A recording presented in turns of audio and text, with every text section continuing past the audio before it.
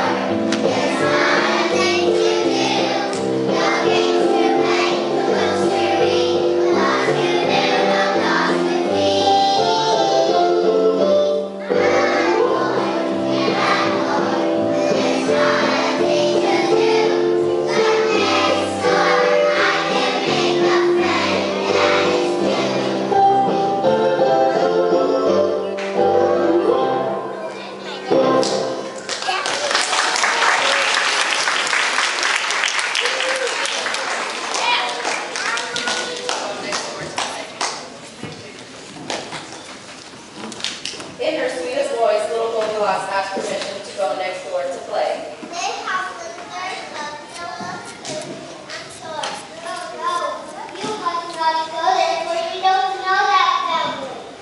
But Goldilocks had a little tantrum.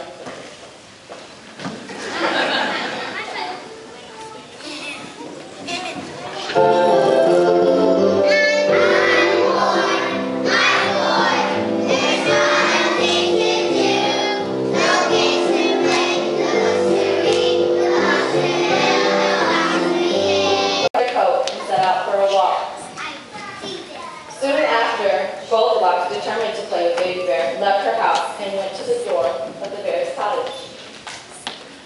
She knocked and she knocked, yet no one answered.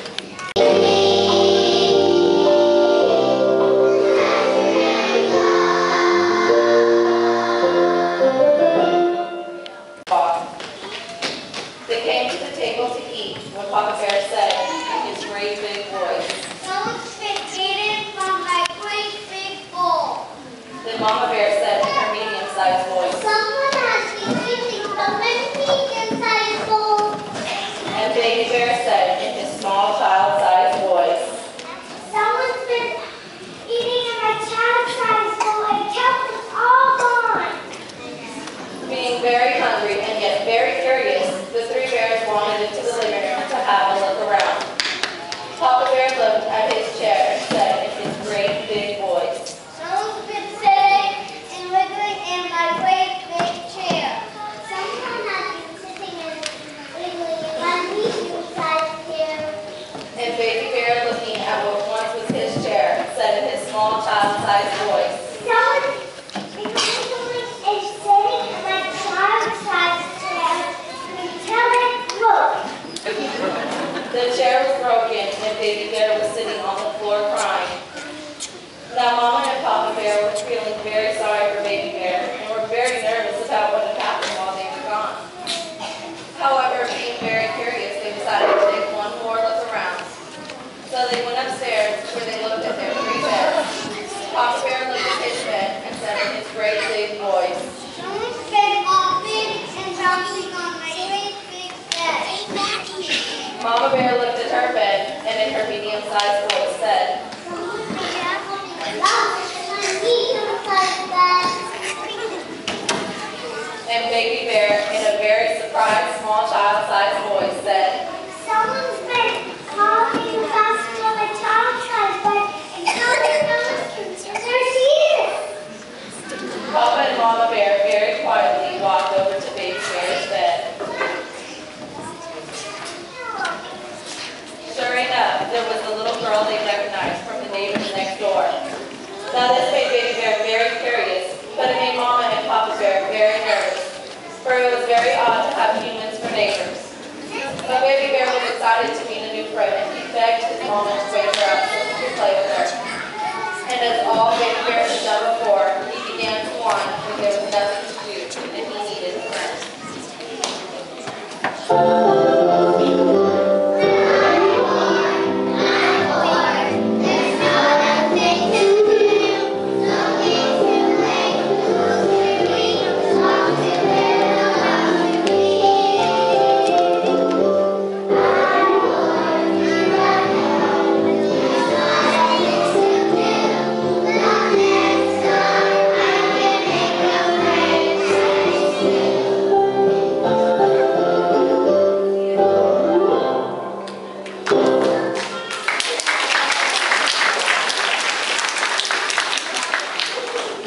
Mama and Papa said he mustn't wake her because they do not yet know that family, and waking her now might frighten her.